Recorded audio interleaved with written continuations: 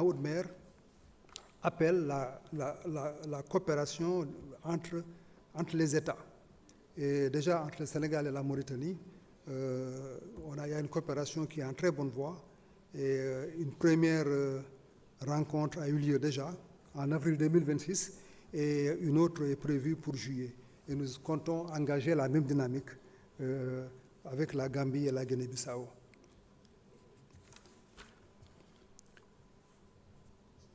Monsieur Sambadang, toujours à propos des aires marines protégées aussi, bon, je vous renouvelle que la stratégie nationale 2026-2030 place cette question comme une priorité et nous comptons créer donc cela en zone offshore avec les services de l'action de l'État en mer et le secteur privé, IGTA, etc. Et tout cela en vue de transformer les nuisances en opportunités et en collaboration. L'Afrique du Sud, voilà, cette question a été soulevée par beaucoup de députés. Moi-même, j'ai été ambassadeur en Afrique du Sud pendant 2 ans. C'est un pays que je connais très bien. C'est un pays que je continue de suivre. Je suis en contact pratiquement permanent avec beaucoup de Sénégalais qui sont en Afrique du Sud. L'ambassadeur du Sénégal en Afrique du Sud nous fait des rapports réguliers. Ce que nous notons pour le moment, c'est que les Sénégalais, de manière générale, ne sont pas en danger. Les Sénégalais ne sont pas ostracisés. Il y a d'autres nationalités africaines qui sont ostracisées. Et le conseil que nous avons reçu, non seulement de notre ambassadeur, mais aussi de nos compatriotes que je connais personnellement, c'est de ne mener aucune action ostentatoire qui pourrait, disons, attirer l'attention sur les Sénégalais, du moment qu'ils ne sont pas ciblés, qu'ils ne sont pas... donc nous pensons qu'il faut aussi y aller avec beaucoup d'attention, continuer à suivre la situation, et maintenant quand on atteindra un niveau critique, n'est-ce pas, d'insécurité, en ce moment-là, on prendra des dispositions. C'est comme ça que cela se fait. Bon, il est bien vrai que je ne vais pas citer les nationalités africaines qui sont ciblées, je pense que vous les connaissez, la presse en parle tout le temps, mais à ce jour, les Sénégalais ne sont pas ciblés. La seule nuisance que les Sénégalais ont, c'est qu'en cas de trouble, souvent, les boutiques sont fermées, donc il y a une perte de revenus à ce niveau-là. Mais en tant qu'entité nationale, les Sénégalais ne sont pas ciblés. Mais pour autant, nous allons maintenir, disons, la vigilance et avoir donc un suivi régulier, quotidien de la situation. Et quand maintenant, comme je l'ai dit, un niveau critique sera atteint, en ce moment-là, nous prendrons nos responsabilités. Voilà, la situation des accords avec les États. Souvent, il y a des accords qui sont signés avec les États, mais ces accords ne font pas quelquefois l'objet d'application. Ce n'est pas un manque de volonté de la part, en tout cas, des signataires ou bien des autorités étatiques, mais c'est souvent, il y a un retard, il y a un déphasage entre l'accord qui a été conclu et l'application par ceux qui sont chargés de les mettre en œuvre. Nous avons des pays voisins où nous avons noté cette situation. Moi-même, j'ai été dans un pays où j'ai eu à le dire à mon vis-à-vis, qui m'a, de façon honnête, répondu que voilà, que ce n'est pas parce que nous ne voulons pas, mais c'est parce que ceux qui doivent l'appliquer ont du mal à le faire. Et j'ai toujours reçu, j'avais reçu d'ailleurs une promesse, en tout cas, d'intervention au niveau de ces structures, d'application des mesures prises par les États, de voir qu'est-ce qui peut être fait. Donc, ça, voilà ce que je peux dire. Sur cette question, je pense qu'il y a une question qui est connexe, qui parle un peu de la Mauritanie. Nous avons des Sénégalais qui sont incarcérés en Mauritanie, principalement pour des motifs liés à la migration illégale, sur laquelle le gouvernement mauritanien a durci le dispositif juridique et judiciaire. Mais je peux dire ici que le dialogue qu'on a avec le gouvernement mauritanien est un dialogue qui est tout à fait positif et nous comptons maintenir ce dialogue, en tout cas pour que, dans l'esprit des relations fraternelles entre les deux pays, que le meilleur traitement soit accordé à nos concitoyens. Et notre ambassadeur sur place passe tout son temps à s'inquiéter de la situation de nos compatriotes avec des visites consulaires, notamment à Nouakchott et à Nouadhibou. Et l'ambassadeur lui-même, ça je le sais, il s'est déplacé au niveau des prisons parce qu'on a reçu des comptes rendus sur cela. Mais cela n'empêche que nous devons garder le contact avec nos frères mauritaniens et tous les frères, n'est-ce pas, de la sous-région où les Sénégalais sont inquiétés pour voir qu'est-ce qui peut être fait pour protéger leurs droits.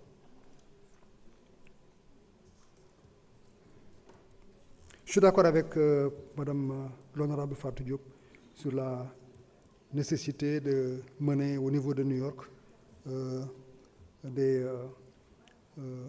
des initiatives pour porter nos priorités stratégiques.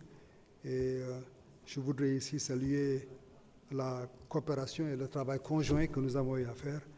Et concernant donc la CPI, je voudrais dire ici que l'amendement de Kampala fait partie intégrante du dispositif et le Sénégal, je pense, doit être porté, n'est-ce pas, pour accorder à cet aspect toute l'attention requise.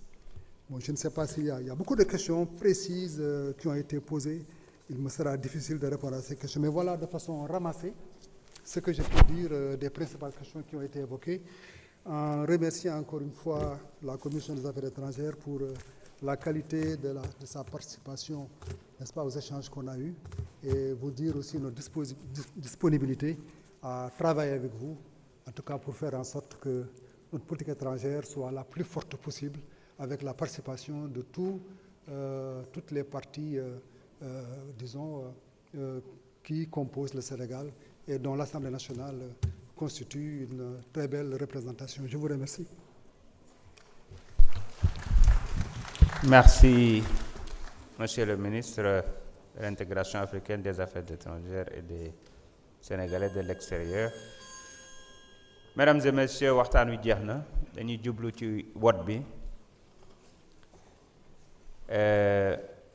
Nous allons passer donc au vote de l'article unique du texte de la loi numéro 07/2026. Monsieur le rapporteur, vous avez la parole.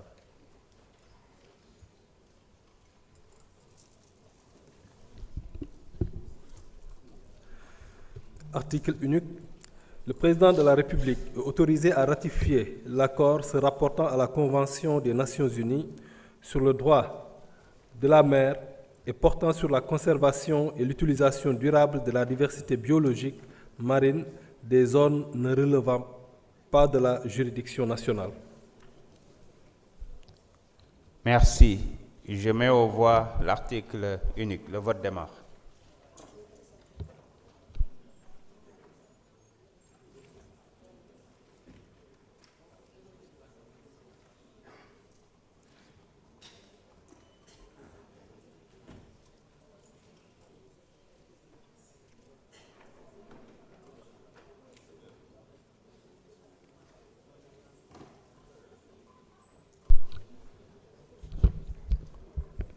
C'est bon pour tout le monde?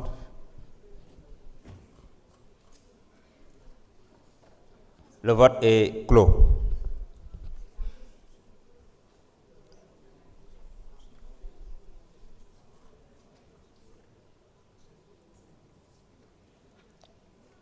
Sur 165, nous avons enregistré 129 votants, dont 25 par procuration.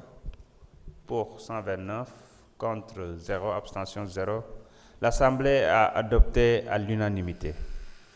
Nous passons au vote de l'article unique du texte de la loi numéro 12/2026. Monsieur le rapporteur.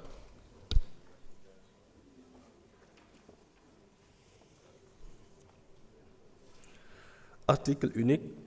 Le président de la République est autorisé à ratifier la convention relative à l'extradition entre le gouvernement de la République du Sénégal et le gouvernement de la République de Gambie, signée à Dakar le 12 mars 2020.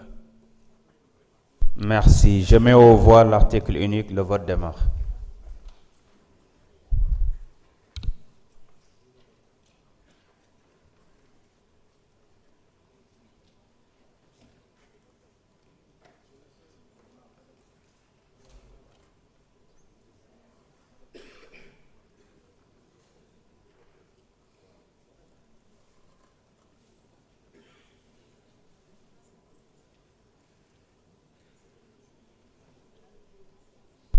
C'est bon pour tout le monde?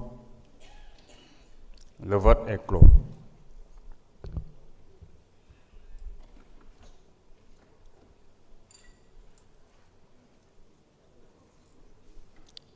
Sur 165, nous avons enregistré 129 votants, dont 25 par procuration. Pour 129, contre 0, abstention 0. L'Assemblée a adopté à l'unanimité. Monsieur le rapporteur, pour donner lecture de l'article unique du texte de la loi numéro 13/2026.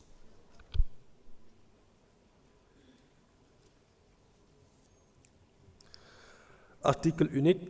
Le président de la République est autorisé à ratifier les amendements à l'article 8 du statut de Rome de la Cour pénale internationale adopté le 17 juillet 1998. Merci. Je mets aux voix l'article unique. Le vote démarre.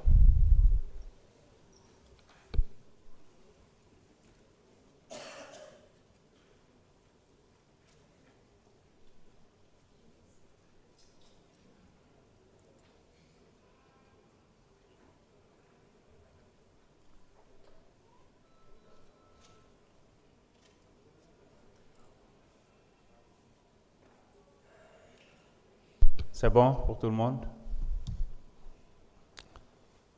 Le scrutin est clos.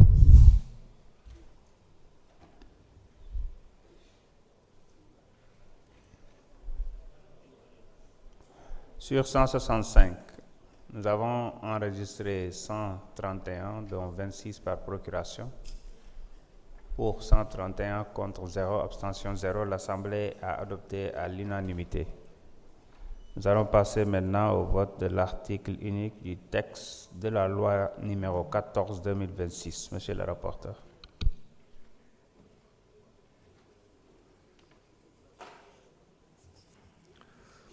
Article unique. Le président de la République est autorisé à ratifier la charte constitutive de l'eau signée le 28 mai 2025 à Riyad. Je mets au voix l'article unique. Le vote démarre.